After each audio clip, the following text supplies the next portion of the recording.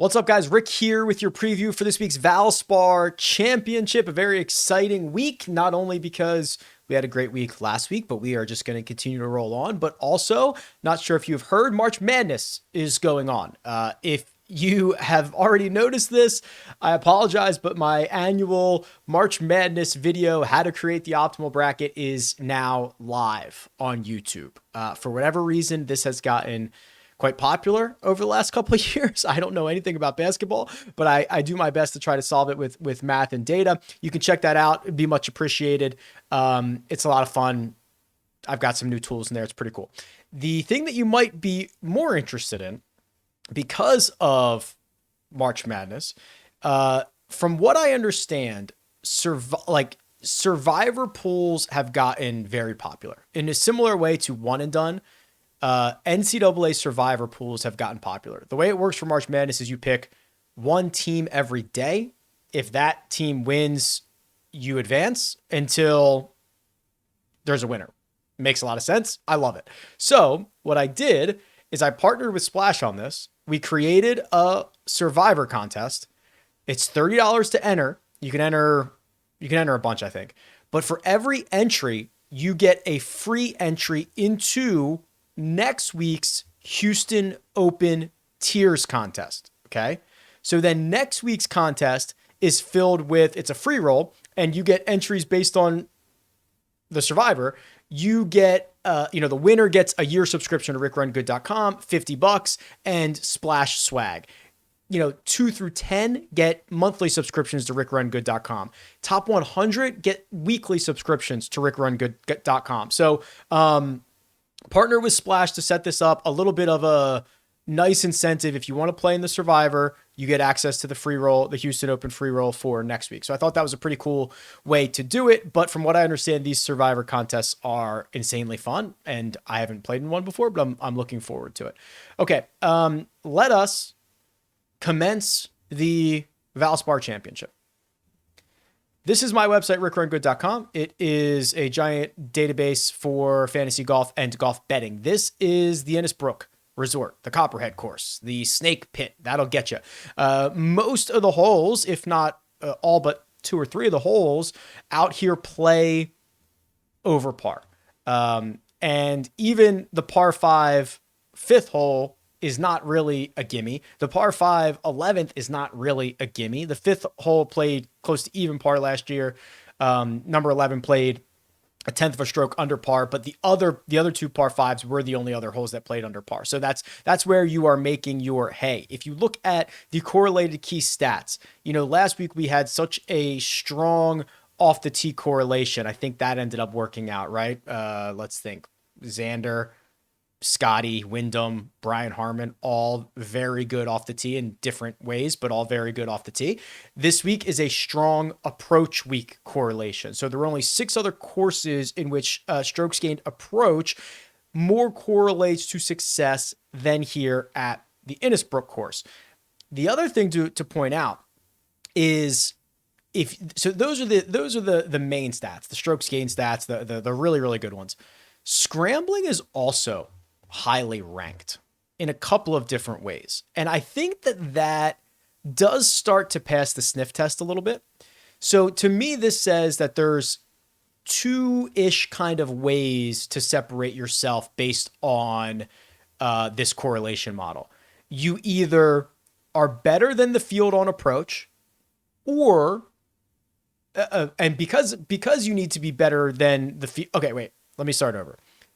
It's hard to hit greens. It's hard to give yourself a lot of looks. Okay. So if you are great on approach, that is one path to separating yourself, because you are not necessarily hitting a lot of greens, or you're putting yourself in tricky positions when you are missing the greens. Another way to separate yourself is via the scrambling. We see this a little bit. Don't quote me on this, but I feel like Torrey Pines is in that way, where it's approach play or scrambling, right? I feel like that's a model that we've seen before. Justin Thomas here gets the best adjusted fit over the last 36 rounds. Nick Taylor, Doug Gim, Victor Hovland, and Henrik Norlander round out the top 5 there. If you look at why, so why is approach play so strongly correlated to success? Well, it's another week, and we've had a handful of these in a row, it feels like, where the proximity buckets, where you're hitting your second shot from or where you're hitting your approaches from, skews much farther than a lot of tour averages, right? 175 to 200 over tour average, 200 plus over tour average, 150 to 175 getting close. And then it's almost, I mean, this is like it's a perfect graph, right? There's not a lot of shots from inside 100 yards, slightly more from 100 to 125, slightly more from 125 to 150, a little bit more from, so on and so forth, all the way until you get to the farthest proximity bucket. So it makes a lot of sense when you are looking at the approach numbers, and so does this. How many birdie opportunities, whether they are made or not, are coming from 4 to 8 feet? Less than 11%, significantly below tour average. The rest of the proximity buckets are close enough to tour average, right? But all of this adds up to say not a lot of guys are hitting it close to the pin, or at least compared to tour average, which makes a lot of sense considering where we're coming from. So, I get it. We've passed like 3 different sniff tests on why approach play should be super relevant, and then also scrambling, I suppose, if we want to go down that route. When we get to the custom model, we will dive into both of those things pretty heavily. Here's the cheat sheet on RickRunGood.com. 4 golfers over $10,000, and I find them all fascinating. Xander Schauffele is the most expensive at 11.2. Are we going back to Xander? Can we trust Xander? He's played here once. He finished 12th. Like, what's the upside? I almost worry his game's too well-rounded for this golf course. I think that you can get away with a couple of deficiencies if you're really good in a couple of aspects. Xander, as we've talked about infinite number of times, is much more well-rounded. The next 3 here, Burns, Thomas, Jordan Spieth, I'm like mega braining this, trying to figure out what to do. My hunch is, and I'm going to pull this up, my hunch is that Sam Burns has played better in the last 2 weeks than his finishing positions are going to indicate. That's my hunch. So API, he was great for 3 rounds and then coughed it up on Sunday when he started with the triple and then made another triple later. Let's see what he did at the Players. Almost identical. Actually, I got off to a slow start on Thursday, but then he rallies to make the cut, has a great round on Friday, goes nuclear on Saturday, and then punts it away on Sunday again. So I'll give him 5 great rounds in his last 8, with 2 miserable rounds and 1 below average round. Let's go back a little bit farther than that. He was great at Riv for 3 out of 4 days. He was great in Phoenix for 4 days. He was pretty darn good at Pebble Beach for 3 days. Wow. Yeah, he's got a little Sunday scaries, it looks like. American Express, he was great for 3 days and coughed up nearly 2 strokes on Sunday. Man, I might be just, the cartoon character stepping on a rake and smacking himself in the face, right? That might be me. But he has played high-end golf a lot in 2024. Hasn't always put 4 rounds together, and when it's gone sideways, it's gone very sideways. I don't even need to alert you, although I will show you. His history here is second to none, right? 12th, 30th, win, 6th. And that's from farther out to most recent. So the last 3 are win-win, or are 6th win-win. Special stuff. So I will be interested to see what people do with him. Obviously, elite history, but the 2 kind of disappointing finishes lately in big time events. Will people just go down to JT? Will people go down to Jordan Spieth? We'll find out. 3 p.m. Eastern time, RickRunGood YouTube channel for the live chat. Justin Thomas, I am also a sucker for, right? I mean, I've been very vocal about that. I am just so disappointed with what he did at the Players. And maybe I shouldn't be, right? This was a possible outcome. Justin Thomas, to me, if without looking at anything, I would say that Justin Thomas is basically an average driver of the golf ball, an elite second shot player. He has a great around the green game, and his putter is all over the place. So if we know that about him, Looking at his stat profile from last week, he loses a stroke off the tee. That's disappointing, but well within his range of outcomes. He is like the best approach player through the first 2 rounds. He gains 4.6 strokes on approach. I will actually, I guess I could actually just look that up, right? And just see. So let's do this. Let's do rounds 1 and 2 from last week's players. And then we'll do everybody who was in the field, strokes gained approach. Okay, so Hoagie was 1, Cam Young, Nick Taylor, Ryan Moore, Mark Hubbard, then Justin Thomas. So Justin Thomas was better than Scotty. Xander is better than everybody, right? Besides those 5 guys that I named. His around the green play was disappointing because he's usually much better around the green. He lost a stroke there, and he lost 3 strokes with the putter, which is like well within his range of outcomes. So I've got, he was a little bit disappointing off the tee and a little bit disappointing around the green, and the rest of that was just very much within his outcomes. Look at his history here. 10th last year, 3rd, 13th. God, I mean, I guess it comes down to which, like, maybe I don't care as much. Which one of these guys is going to be less owned? Is it Sam Burns or is it Justin Thomas? And I'll just play that one. Maybe that's the way to do this, but I'm a sucker for both. Jordan Spieth. We're going to have to deep dive Jordan Spieth here. You know, we're not necessarily going to go through every single golfer in the field, but when you're Jordan Spieth and you've been all over the yard and you've got 3 straight top 13s at this event, we got to talk about it. Losing 2.5 strokes on approach last week, but all of that came in round 1. Lost around the green, didn't drive. Well, he drove it okay, which is nice to see. I have no idea. I'd be lying to you if I said I had any feel for Jordan Spieth right now. The game seems to be a little bit erratic, no surprise.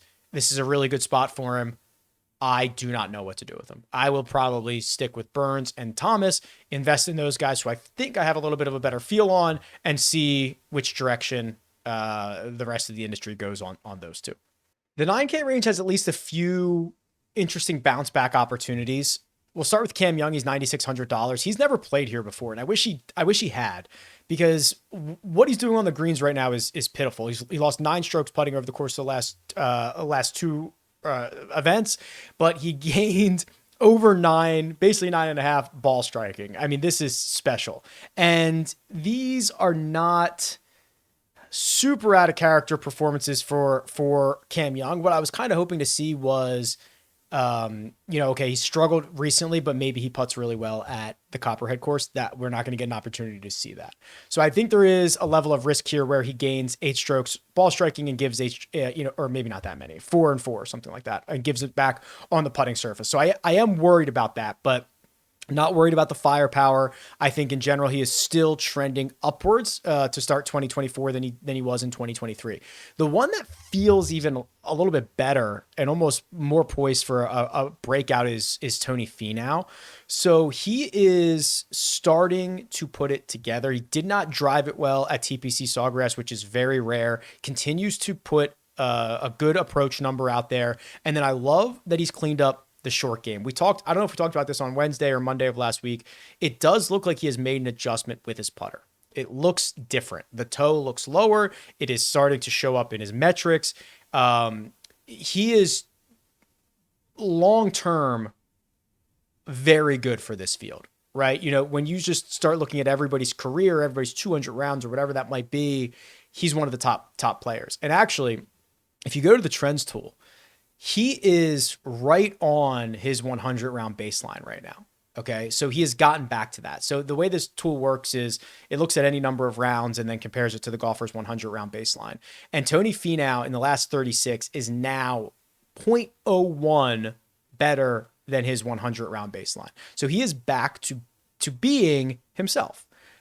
Now, what I would like to see is that he plays better than his baseline, right? And he starts to gain strokes to himself. Even without that, this field is not super strong. There are some good names here, but you've got Jordan Spieth's strokes gain trend number is the best in the field, 1.35. And that's a little iffy. Justin Thomas there's not like a runaway best player in this field, in my opinion. I think there's 7 or 8 guys who have a really good chance of winning this. There's not one guy, and I think Finau, if we're going up and to the right, I think Finau is one of those guys. I'm so fascinated to see what Nick Taylor does this week. I mean, he has not slowed down in 2024. The win, couple of really good finishes at signature events. So his last three were Riv, Bay Hill, Sawgrass, 39th, 12th, 26th. Just approach, yes, sir. Let's look at his proximities. So those like 175 to 200 where a lot of shots come from. He's 51st on tour, much better than that in this field. Gets a little bit worse from over 200 yards, but not entirely. 200 to 225, he's 143. 225 to 250, he's 47th. It's admittedly one of the problems with the proximity buckets, but you get the idea. He's a very good second shot player. I also want to see. Yeah, he's a very good scrambler as well. I bet you when we do, and he's a good putter. I bet you when we do the model, I bet you Nick Taylor shows up in a pretty significant way. Because even if we throw in some Valspar, some Innisbrook course history, he was 10th last year. He has missed his fair share of cuts. He was 70th the year before that. He gained throughout the bag in 2023. I mean, he's a much better player now than he was in any of these other starts. Even last year, he's a much better player. He might win this thing. I don't know. Maybe you don't win twice in 4 or 5 starts, but you got to love the way he sets up for this place. The 8K range and Doug Ghim rolling on. He's not going to be a secret anymore, right? We've had a bunch of weeks of this, and then he goes and has one of the best shots of the week, and that's just a really public, loud top 20, which is now his 5th straight top 20. Whatever Doug Ghim figured out in 2024, I would love to know. The putting metrics are the best of his career. Let's see if we can find this here. Doug Ghim, his last, what would that be? 1, 2, 3, 4. So 5 events, his last 20 rounds. I bet you his last 20 rounds are some of the best in the field. And let's see what we can find here. Okay. Yeah. So he is putting nearly a quarter stroke or nearly 0.2 of a stroke per round better than his 100 round baseline in the last 20. I want to also look at the power rankings for the last 20 rounds. I bet you Ghim is up here. He's got to be, right? I mean, I guess they're all top 20s, but yeah. Okay. So, Ricky Castillo, who I think is a Korn Ferry guy, but you get Xander and then it's Doug Ghim, right? That's 1-2. Doug Ghim's getting 1.8 strokes per round over his last 20. It's great. It's great stuff. I'm happy for him. Maverick McNeely rolls on. Now, he's 8,100. We've spent a lot of time talking about Maverick McNeely this year. I will not rehash all of it. I am definitely aware of how he did it last week, which was an unsustainable 8 strokes gained around the green, which is probably, let's look this up, probably one of the best around the green weeks of the year on the PGA Tour. Let's find out here, just to put this into perspective. Yeah, I think it's going to be. It's going to take a second to load because it's a lot of data. Yeah, it is. So 791 is the best around the green week of the year by any player on the PGA Tour. Scheffler had a 7-week and Riviera earlier this year. This might be the best around the green week in the last 2 years. Aaron Rye got him in Houston. But we're talking about a very high-end, unsustainable amount of strokes gained around the green.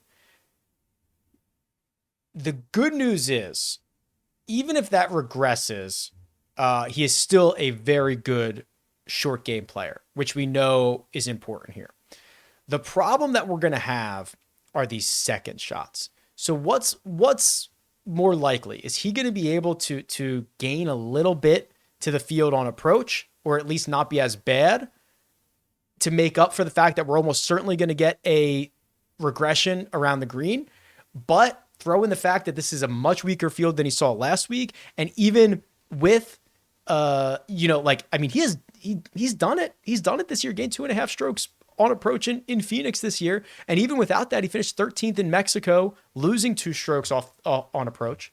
So he is capable of having good finishes without a good ball striking week, he is just, what was I going to say? What I was going to say is he's also not priced in a way where you need him to win the golf tournament. $8,100 if he finishes ninth, I think you'd be pretty thrilled with that. Cautiously optimistic on Aaron Rye, cautiously optimistic on Keegan Bradley. I think that Keegan is just too good for this field to be $8,600, but maybe the guy whose time has come is Christian Bezuidenhout. It might be time, okay? So we've documented this before. Starting in 2024, he has got a new coach. I cannot remember who he's working with. Como or Sean Foley or I can't remember. Apologies. But Jeff Smith, actually, I think. Again, sorry, I don't remember. He has turned into a very, very good iron player. So basically the entirety of 2024, he's been a big positive, including gaining 7 strokes on approach at the Players Championship. Pretty darn good field. And combines that with an already high-end putting game. Take a look at this profile. This is the profile of a guy who has made a significant change and is on the verge of something special. Look at his metrics from even he is better compared to his peers from longer approach shots than he is from some of the shorter approach shots. He is not a great scrambler because his around the green numbers aren't great, but he is a phenomenal putter. So he kind of splits the difference there. I will probably bet Christian Bezuidenhout to win this week. I just think this is a very confident player who's got a skill set for this golf course that has not, he just hasn't done it yet. And you don't do it until you have. That's kind of how this all works. The 7K range does honestly little to excite me. Some of these guys who played last week didn't play particularly well. You could almost argue missing the cut might have been better than kind of grueling through the Players Championship. I don't know, but I don't see a lot here. Taylor Montgomery was good last week, but I will continue to worry that he's a bit reliant on the putter. I think Thorbjorn Olesen is interesting from the perspective that I don't know if anybody knows what to do with him. His salary has bounced around so much over the year. And since we've seen him, it's like, I don't know if anybody knows what to do with him. And he is, if you go back to his I've got all the data from the DP World Tour as well. Very good second shot player and actually very good from fairway through green. He just might be the mispriced guy in here. He's more of an unknown entity than a lot of these other guys are. Sam Ryder made a ton of birdies last week, still finished 16th. I don't know if that's super encouraging or not. Adam Schenk finished 19th and has had a couple of good finishes here, but hasn't really been able to put that together. Daniel Berger didn't play last week. That might be good, but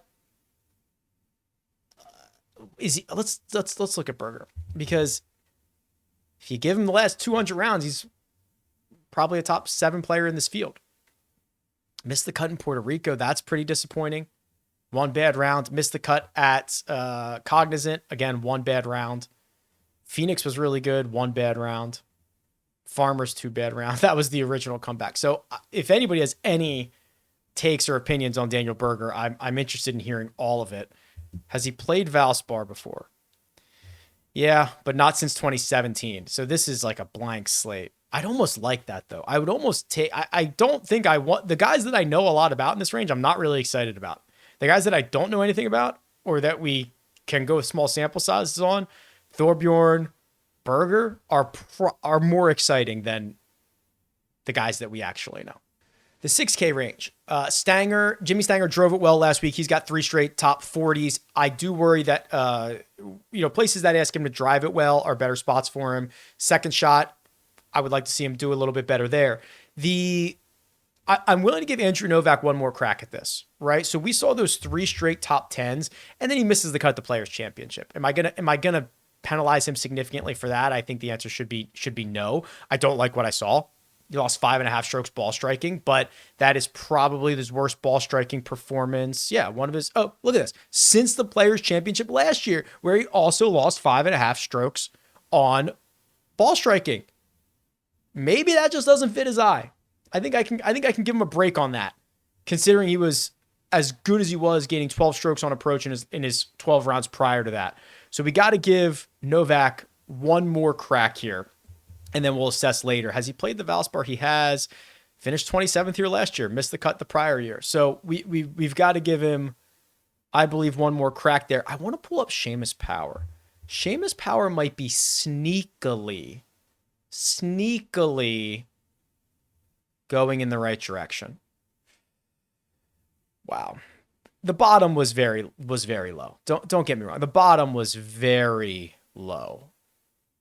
He's gained strokes on approach in 2 straight, which is usually a good sign for him when he gets it going. The putter's been, it has been a putter. He's got a couple of top 40s. I want to be in on this. Maybe we're a little early. On Seamus. Matthew NeSmith was Andrew Novak before Andrew Novak, right? Remember when NeSmith rattled off, 3 or 4 really great finishes in a row, and then he couldn't keep it going, and then 3 or 4 really good ones in a row. And there was a time Matthew NeSmith was a top 25 approach player on the PGA Tour. Maybe it might have been 2022 at this point, but starting to see improvements on approach. Finished 26th at the Players last week, he gained strokes in ball striking in the first 3 rounds. He gave up a little bit in round 4. Very good finish for him. And now he gets a lot of confidence and goes to a place where he's finished 3rd and 21st. And I think his game is sharpening. I do not think it is sharp. I think it is sharpening. Remember, he was Novak before Novak. And I cannot imagine anybody's interested in playing Matthew NeSmith. You're probably going to get a really good number on him there. So here's Ricky Castillo's stat profile. I wanted to see why he was popping up all over the place. His 2024 has been good. T20, T5, 7th, 13th, and 5th in his last 5. All of those are Korn Ferry events. That's pretty good. I don't know anything else about his game, but he's popping up on all the metrics because of those Korn Ferry runs. I want to run a model here, see what happens. So RickRunGood.com, custom model. Let me zoom in a little bit so you guys can see this a little bit better. Well, let me zoom out so I can access the digits over here. Okay, so let's address the Ricky Castillo, the Thorbjorn Olesens, all that stuff, and do a baseline of weighted strokes gained total over the last 36 rounds, and we will put 25 there. Just start us off with a baseline, okay? Now we need approach play. So we are going to do strokes gained approach for 15, but I'm also going to do 10 on, what I do, 15, so do 20, that would be 35. Now let's do 8 on 175 to 200 and 8 on 200 to 225. We are also going to do some scrambling for 20, right? It's very highly correlated. We don't get that one a lot. We're going to do a little bit of course history for Innisbrook. We're going to put 10 on, maybe 15. It's kind of sticky. So we've got 9 left. We'll put our last 9 on birdies are better. Let's do bogey avoidance just for kicks, right? Let's do it for kicks. Number 1 golfer is Xander Schauffele. Justin Thomas 2, Brian Harman 3, Eric Cole 4. Look at this. Doug Gim 5. Douglas Gim has just cracked the top 5 of a Monday model. Love it. Sam Burns 6. There he is. Nick Taylor 7, and there he is. Christian Bezuidenhout 8. I understand it's a little bit of a self-fulfilling prophecy. I saw the stats that have correlated to success. I looked for golfers that found those. Then I plugged those in, and those golfers popped up. So I get it, but here we are. Grayson Sig and Akshay 9 and 10. Finau 11.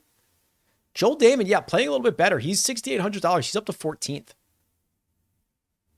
Novak 19th at 6,700. Ben Griffin up there as well. Spieth all the way down to 21st at 10,200. That's very interesting. That's it. That's funny.